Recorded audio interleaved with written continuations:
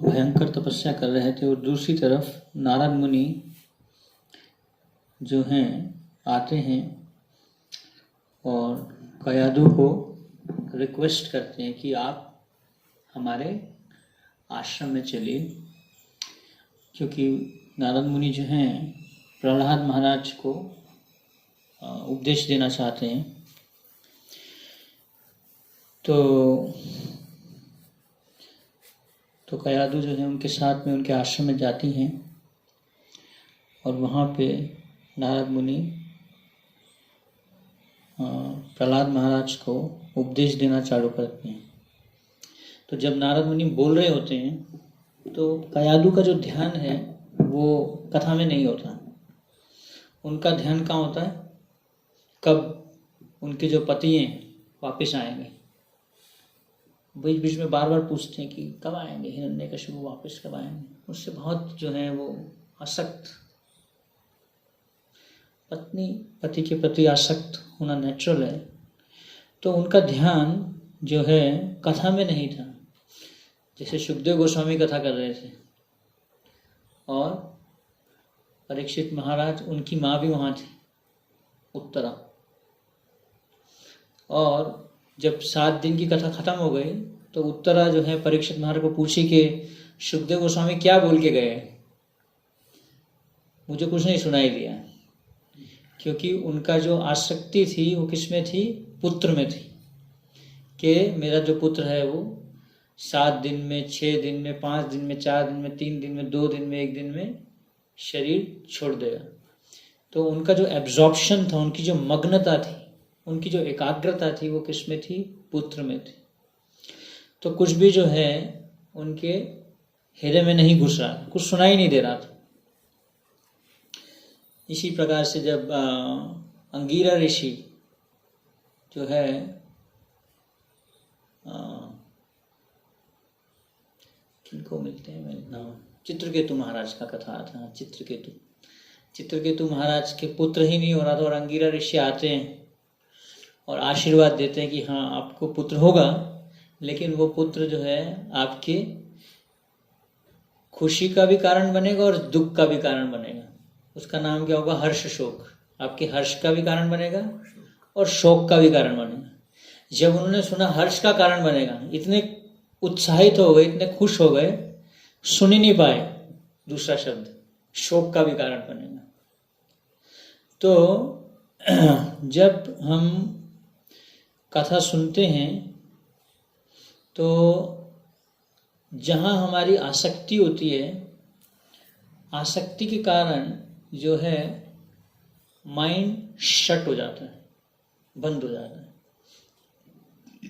अगर किसी का ध्यान कथा सुनते कहीं और है तो उस टाइम में वो कथा सुनाई नहीं देगी, या मन में कुछ टेंशन चल रही है, एंग्जाइटी चल रही है, उस टाइम में आप कथा में बैठे तो हृदय में कथा जाएगी नहीं, घुसेगी नहीं मन में, क्योंकि मन में क्या चल रहा है? कुछ न कुछ आसक्तियाँ चल रही हैं। तो इसी प्रकार से तो कयादु भी जो हैं सुन रही थी, तो लेकिन प्रहलाद महाराज भी जो है गर्भ में सुन रहे थे। प्रहलाद महाराज की जो परिस्थिति थी इतनी फेवरेबल नहीं थी हियरिंग की। वो जो है पूरे के पूरे ही गर्भ में कैसे परिस्थिति होती है ना, श्रीमद् भागवतम में बताया गया है कि कैसे जो बच्चा है वो पूरा एक धनुष के समान टेढ़ा होता है, और वो परिस्थिति इतनी ज़्यादा अनुकूल नहीं है श्रवण करने के लिए। लेकिन कयादु की परिस्थिति बहुत ही अनुकूल थी। वो बहुत ही अनुकूल परिस्थिति में बैठी थी और एक भगवान के बहुत महान महाजन, 12 महाजनों में से एक महाजन, उनसे कथा सुनने का मौका मिल रहा था। तो अगर व्यक्ति के सामने भगवान का शुद्ध भक्त भी आगे कथा कर रहा है, लेकिन किसके ऊपर डिपेंड करता है? सुनने वाले पे। वो कैसे सुन रहा है ना। एक ही क्लास है, एक ही टीचर है, लेकिन अलग अलग स्टूडेंट्स अलग अलग। एक जो है वो अच्छे मार्क्स से पास होता है, एक जो है वो कम मार्क्स आते हैं, एक फेल भी हो जाता है, बार बार फेल होता रहता है, बार बार उसी जगह पे बैठा रहता है, आगे ही नहीं बढ़ पाता, उसी क्लास में ही रहता है, आगे बढ़ ही नहीं पाता। तो सुनने वाले पे बहुत आश्रित है कि वो किस भावना से सुन रहा है, किस भाव से सुन रहा है, किस एकाग्रता से सुन रहा है। तो प्रहलाद महाराज ने पूरी एकाग्रता से सुना। टू द फैक्ट, जब प्रहलाद महाराज गर्भ के बाहर आए तो परिस्थिति तो बिल्कुल ही प्रतिकूल थी, श्रवण करने का तो बिल्कुल ही मौका नहीं था, लेकिन उन्होंने जो गर्भ में सुना था उसको क्या कर लिया था, धारण कर लिया था हृदय में। गुरु मुखा पद्मा वाक्या चितित कोरिया क्या आर ना करी हम मने आश। तो उन्होंने जो कथा थी उसको धारण कर लिया था। तो इसलिए जो ब्रह्मचारी है जब वो सुनता है तो उसको धारण करना चाहिए, धारण करना आना चाहिए। धारण नहीं करेगा तो आसक्तियों के कारण जो है भी हम सुनते हैं वो लीक हो जाता है ना। जैसे कि एक बकेट है, बकेट में आप पानी डाल रहे हो लेकिन उसके नीचे बहुत सारे छेद हैं, सब कुछ क्या हो जाएगा, लीकेज हो जाएगा उसका। तो इसी प्रकार से तो प्रहलाद महाराज जो हैं बहुत ही एकाग्रता से, बहुत ही ध्यान से जो है उस कथा को सुन रहे थे। तो उनकी एकाग्रता थी श्रवण में। श्रवण और कीर्तन, श्रवण और नाम जप, ये दो एक प्रकार की पटरी के समान है जिसके ऊपर हमारी गाड़ी दौड़ती है। अगर दोनों में से एक में भी गड़बड़ हुआ तो गाड़ी जो है वो क्या हो जाएगी, डीरेल, पटरी से उतर जाएगी। तो ये दोनों बहुत ही जरूरी है, श्रवण और कीर्तन भक्त के लिए, हर एक भक्त के लिए श्रवण और कीर्तन करना। श्रवण कीर्तन स्मरण वंदन, जैसे कि आज गीत में हमने गाया कि मनुष्य के जीवन को अगर आपने सफल बनाना है तो क्या करना है कि जन्म सत्संग है, सत्संग को प्राप्त करना। सत्संग में क्या करना है, श्रवण और कीर्तन करना है। तो हम जब भी करते हैं, श्रवण भी करते हैं, तो उसमें पूरा का पूरा हमें एकाग्रता से उसको करना चाहिए। उसमें कुछ भी बहुत सारे डिस्ट्रैक्शंस आने के चांसेस रहते हैं। जब नाम जप करें तो सारे डिस्ट्रैक्शंस को हटा देना चाहिए। श्रवण करें, सब डिस्ट्रैक्शंस को हटा देना चाहिए। डिस्ट्रैक्शन मतलब कि अलग अलग प्रकार के जो हमें श्रवण और कीर्तन करने से पथ भ्रष्ट करते हैं, डिस्ट्रैक्शंस। सबसे बड़ा डिस्ट्रैक्शन तो फ़ोन है, उसको दूर कर देना चाहिए उस समय के लिए। जब हम श्रवण करते हैं, जब करते हैं, तो इन डिस्ट्रैक्शन से दूर रहना चाहिए, है ना। तो आंख बंद करके, कभी कभी हम आंख बंद करके जब करते हैं तो भी खतरा है, खोल के करते हैं तो भी खतरा है। खोल के करते हैं तो बहुत कुछ दिखाई देता है, बंद करके करते हैं तो योग निद्रा में चले जाते हैं, मग्न हो जाते हैं हरि नाम में, डीपली एब्जॉर्ब हो जाते हैं जिसको कहते हैं। तो अलग अलग प्रकार के खतरे आते हैं। इसलिए भौतिक जगत में बहुत सारे अलग अलग प्रकार के डिस्ट्रैक्शंस, अलग अलग प्रकार से आसक्तियां जो हैं हमें डिस्ट्रैक्ट करती हैं। हमारी जो आसक्ति है उसके कारण मन इधर उधर जाता है, चंचल होता है। इसलिए इन दो समय पे, श्रवण के समय पे और चैंटिंग के समय पे जो है भक्त को बहुत ही ज़्यादा अपने को प्रिपेयर करना चाहिए। चेतना को भी प्रिपेयर करना चाहिए और एटमॉस्फेयर को भी प्रिपेयर करना चाहिए। भक्तों के संग में जब करते हैं तो कोई ना कोई नोट करता रहता है, तो दूसरा देख लेता है आपको, तो एक प्रेशर रहता है माइंड में कि हाँ। अकेले में करेंगे तो मन, कमरे में करते हैं कभी कभी तो मन इधर उधर भाग सकता है, हम फ़ोन भी टच कर सकते हैं, देख सकते हैं फ़ोन उस समय। तो हमारी जो एकाग्रता है उसमें दिक्कत आ सकती है। सही, तो फिर इस प्रकार से तो मतलब कि कहीं जन्मों तक श्रवण कीर्तन चलता रहेगा, लेकिन वही उसी क्लास में बैठे रहेंगे, फेल होते रहेंगे, आगे नहीं बढ़ पाएंगे। हो जन्म कोरे यदि श्रवण कीर्तन तबु तो ना पाए कृष्ण पदे प्रेमधन। इस प्रकार का श्रवण कीर्तन करेंगे जो कि इसको बोलते हैं ल्यूकवार्म डिवोटी, ल्यूकवार्म। जैसे कि लोहा है, लोहा कभी आप उसको अग्नि में डाल दो, फिर उसको अग्नि से निकाल दो, फिर थोड़ा अग्नि में डाला, फिर निकाल दिया, हरे कृष्ण कृष्ण कृष्ण हरे हरे, हरे राम राम राम। कल एक किसी ने मेरे को वीडियो भेजा था यूट्यूब पे, दिल्ली मंदिर वालों ने बनाया है चैंटिंग के ऊपर तो अलग अलग प्रकार से हाउ नॉट टू चैंट करके उन्होंने उसका टॉपिक दिया है, किस प्रकार से जप नहीं करना चाहिए। कोई ड्राइविंग करके कर रहा है, कोई बात कर रहा है, कोई फ़ोन पे बात कर रहा है, अलग अलग प्रकार से उन्होंने बहुत सारे ऐसे जो हैं उसमें पॉइंट्स दिखाए हैं। तो इसलिए तो कयादू जो हैं वो इतनी मग्नता से श्रवण नहीं कर पा रही थी, क्योंकि उनकी आसक्ति हिरण्यकशिपु के प्रति थी। लेकिन प्रहलाद महाराज जो हैं बहुत ही ध्यान से श्रवण कर रहे थे, ईगरनेस के साथ, जिसको कहते हैं। प्रभुपाद जी बोलते हैं eagerness is the only qualification to hear. जो ईगरनेस है, जो उत्सुकता है, श्रवण करने की उत्सुकता, चैंटिंग करने की उत्सुकता। अभी तो हम मतलब कि बहुत ही डिस्ट्रैक्टिव चैंटिंग रहता है, बहुत ही डिस्ट्रैक्टिव हियरिंग रहता है, इतना ज़्यादा ध्यान से जब में मतलब इंटरेस्ट नहीं है, जैसे होता है डिसइंटरेस्टेड जिसको कहते हैं चैंटिंग रहता है। 16 माला करने में भी बहुत स्ट्रगल हो जाता है। तो हमें अपने टेस्ट को बढ़ाना पड़ेगा, ईगरनेस को। तो अगर नाम जप में आपको ईगरनेस को बढ़ाना है तो आपको ध्यान से जप करना बहुत जरूरी है। सुनना है, महामंत्र को सुनना है।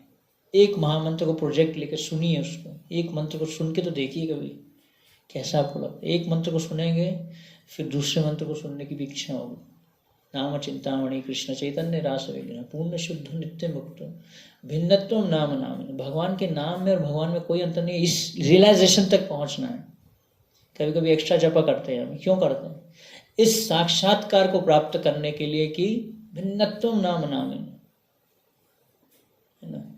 रिसेंटली लोकनाथ महाराज ने एक स्टेटमेंट भेजा उस पर ट्विटर पे कि कैसे अभी ऑल दो मंदिर बंद है, लेकिन भगवान का जो नाम है जब हम उसको जप करते हैं तो उससे हमें भगवान अभी हमें ये साक्षात्कार दिलाना चाहते हैं कि मेरे नाम में और मेरे में कोई अंतर नहीं। तो नाम के द्वारा भगवान को, हम कृष्ण को साक्षात्कार करें भगवान के नाम के द्वारा। तो इसलिए ये बहुत जरूरी है कि हम इस साक्षात्कार को प्राप्त करें, एकाग्रता से जप करें, अटेंशन के साथ में। एकाग्रता मतलब कि फिर उसके बीच में और कुछ इधर उधर की चीजें नहीं करनी। जब एक बार भीम एक राक्षस के पास में, उनका चांस था वो राक्षस के पास जाने का है। जो राक्षस था वो हर एक को एक गांव में हर एक बार एक व्यक्ति को जाना होता था। तो इस बार भीम का चांस था, तो पूरा वो जो है बैलगाड़ी भर के जा रहे थे, बहुत कुछ उसमें खाने पीने के सब्जियां वगैरह बहुत कुछ खा के जा रहे थे। तो भीम जो थे वो अनफ्लिंचिंग मतलब उनको इधर उधर डिस्ट्रैक्शन नहीं था, फोकस थे वो उस पर, अपने गोल पे।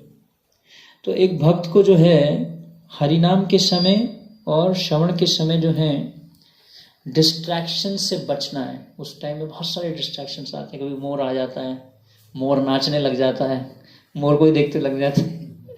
कभी कोई ट्रैक्टर आ जाता है, कभी कुछ आ जाता है, बहुत सारे डिस्ट्रैक्शंस आते हैं चैंटिंग के टाइम में, हियरिंग के टाइम में, है ना। भरत महाराज के टाइम में हिरन आ गया था, डिस्ट्रैक्ट हो गए वो। इसलिए भरत महाराज की जो लीला है ये हमें एक बहुत इंपॉर्टेंट लेसन सिखाती है कि भक्त को कभी भी अकेले भक्ति नहीं करनी। ये बहुत इंपॉर्टेंट लेसन है जो भरत महाराज का जो जीवन है, इससे ये कि जो संघ है भक्तों का वो ही हमारा प्रोटेक्शन है, सुरक्षा है उसमें। तो संघ के बिना हमें अकेले में कभी भी कुछ नहीं करना। अकेले में करेंगे तो बहुत चांसेस हैं कि मन हमें पथ भ्रष्ट कर सकता है, भक्ति से डिस्ट्रैक्ट कर सकता है। तो इसलिए भक्त को कभी भी अकेले नहीं रहना चाहिए। तो इस प्रकार से कयादू और प्रहलाद महाराज दोनों सुन रहे थे नारद मुनि से ही सुन रहे थे, लेकिन प्रहलाद महाराज का अलग मग्नता थी और कयादु की अलग मग्नता थी। उनके मन में फिर भी वही बात ही चलती जा रही थी, कब हिरण्यकशिपु को मैं मिलूंगी, जाके कब आएंगे। और प्रहलाद महाराज जो है बहुत ही मग्नता से श्रवण कर रहे थे। तो इसलिए हमें बहुत ही ध्यान से इन दो समय पे उत्साह के साथ में, ईगरनेस के साथ में जो है श्रवण करना चाहिए। तो श्रवण, मनन, निधिध्यासनम, ये तीनों चीजें होनी चाहिए। और मनन है और निधिध्यासन है। एक बार एक भक्त जो है श्रवण किए, तो श्रवण करने के बाद में उनको पूछा गया कि आपने क्लास में से क्या सीखा। तो क्लास में एक पॉइंट बोला गया था कि जिस प्रकार से हम शरीर को शक्ति देने के लिए च्यवनप्राश खाते हैं, तो उसी प्रकार से जो श्रवण है वो च्यवनप्राश के समान है, वो हमारे को आध्यात्मिक शक्ति प्रदान करता है। तो इस भक्त से पूछा गया कि आप इसमें से क्या अप्लाई करेंगे आज की क्लास में से। तो बोला मैं रोज च्यवनप्राश खाऊंगा। उसने ये पॉइंट सीखा कि मैं रोज च्यवनप्राश खाऊंगा। तो च्यवनप्राश वाला हियरिंग नहीं करना हमें। एप्लीकेशन श्रवण में से एक एप्लीकेशन भी होना चाहिए। वो एप्लीकेशन ऐसा नहीं होना चाहिए कि हाँ च्यवनप्राश वाला एप्लीकेशन होना चाहिए। बिल्कुल हमें सीखना है कि हमें उसमें से क्या लेना है, अपने जीवन में क्या उतारना है, जीवन में उतारना कुछ। तो श्रवण करने के द्वारा कुछ छोटा सा एक जीवन में परिवर्तन लाना, श्रवण के द्वारा जप में आपके छोटा सा एक बेबी स्टेप, जिसको कहते हैं एक बेबी स्टेप लेना कि आज से मैं जो है चैंटिंग में ये इस प्रकार से मैं ये स्टेप लेता हूँ।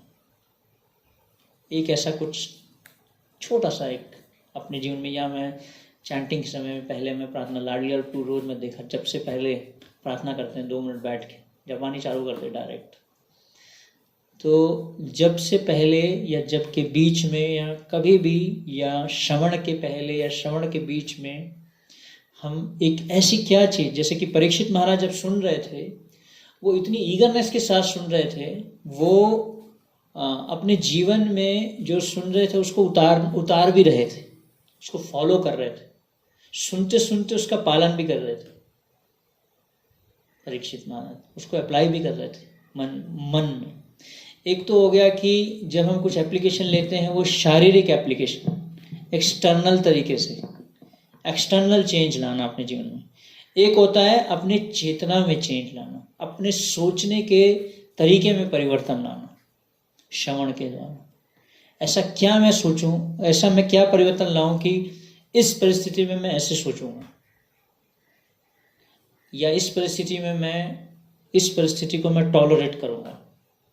आगे एक आएगा अभी टॉपिक जो टॉलरेंस पे आएगा, कैसे देवता लोग जो है ब्रह्मा जी के पास जाते हैं जब हिरण्यकशिपु बहुत ज़्यादा हड़कंप मचाता है तपस्या के बाद में। तो कैसे हमें कुछ एक एप्लीकेशन लेना चाहिए, बेबी स्टेप लेना चाहिए, ताकि हम कुछ तो अपने जीवन में उतारें, कुछ तो परिवर्तन लाएं अपनी चेतना में। और जो प्रवचन है उसको हमें कभी भी भौतिक लेवल पे नहीं लेके आना चाहिए, वो दिव्य लेवल पे है, ट्रांसेंडेंटल लेवल पे होता है। उसको कभी कभी हम अपनी प्रॉब्लम को सॉल्व करने लग जाते हैं उससे। तो प्रवचन को हमें कैसे सुनना चाहिए, जैसे कि कुछ मन में प्रॉब्लम चल रहा है और हम चलो लेक्चर सुनते हैं, लेक्चर सुन के हमारी प्रॉब्लम सॉल्व हो जाएगी। तो लेक्चर में तो कुछ और बोला जा रहा है, लेकिन हम उससे क्या कर रहे हैं, अपनी प्रॉब्लम को सॉल्व कर रहे हैं।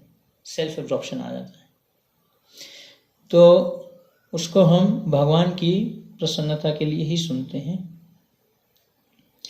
तो हर प्रवचन में कुछ ना कुछ भक्ति में प्रगति करने का कुछ ना कुछ ऐसा पॉइंट रहता है जिसको हम अपने जीवन में छोटा सा एक परिवर्तन ला सकते हैं।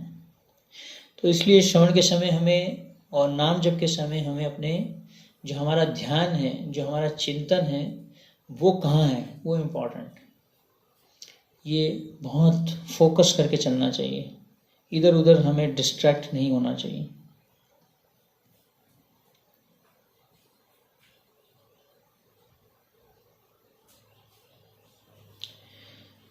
तो सेम नारद मुनि से ही सभी वो दोनों सुन रहे हैं, लेकिन कयादु का अलग एब्जॉर्प्शन और नारद मुनि का और प्रहलाद महाराज का अलग जो है ईगरनेस था।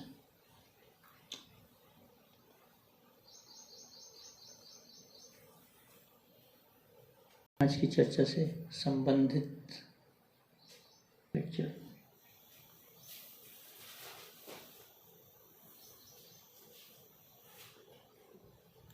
तो श्रवण जो है, श्रवण मीन्स हियरिंग विद सबमिशन। सुनना मतलब अप्लाई करना, जैसे हमने पहले भी एक बार बोला था। सुनना मतलब करना, जैसे मोतीपुर को बोला था कि गिलास पानी लेके आएंगे, सुन लिया लेकिन लाए नहीं, लाना नहीं है। सुनना मतलब करना, उसको अप्लाई करना, उसको जीवन में उतारना। सिर्फ कान में सुन लिया और वहीं छोड़ दिया, वो भी ठीक नहीं है। कुछ तो अप्लाई करना चाहिए, है ना। तो एक प्रभुपाद जी ने हमारे इसमें ही ऐसा एक सिस्टम बनाया कि जिसमें सुबह और शाम रोज भागवतम क्लास और भगवद गीता क्लास का सिस्टम दिया। ये तो दुनिया में ऐसा कोई भी संस्था नहीं है जो संबंध, अभिधेय और प्रयोजन तीनों पे फोकस करती है। कोई भी ऐसी आध्यात्मिक संस्था नहीं है। इवन कहीं आध्यात्मवादी भी संबंध, अभिधेय, प्रयोजन पे इतना ज़्यादा फोकस नहीं करते। तो इसलिए हमारा बहुत सौभाग्य है कि कैसे प्रभुपाद जी ने जो हमें ये श्रवण प्रोग्राम दिया, इसका उद्देश्य है हमारा भगवान से आसक्ति बढ़ाना, भगवान से संबंध बढ़ाना, भगवान से प्रेम बढ़ाना। श्रवण कीर्तन एक जल के समान है। श्रवण कीर्तन जोले कौरव सींचन। चैतन्य चेतावनी में बोला जाता है, श्रवण कीर्तन के द्वारा आप क्या करते हैं, आपका जो भक्ति का बीज है उसका सींचन करते हैं। जैसे कि आपने पौधा लगाया, बीज डाला, उसमें पानी नहीं डाला, तो श्रवण कीर्तन जोले, ये जल के समान है। तो अगर जल नहीं डालेंगे तो भक्ति का जो बीज है वो बढ़ेगा नहीं। भगवान के प्रति जो प्रेम है अगर बढ़ाना है तो किस प्रकार से? सुनने के द्वारा और नाम जप के द्वारा। तो सुनना बहुत जरूरी है।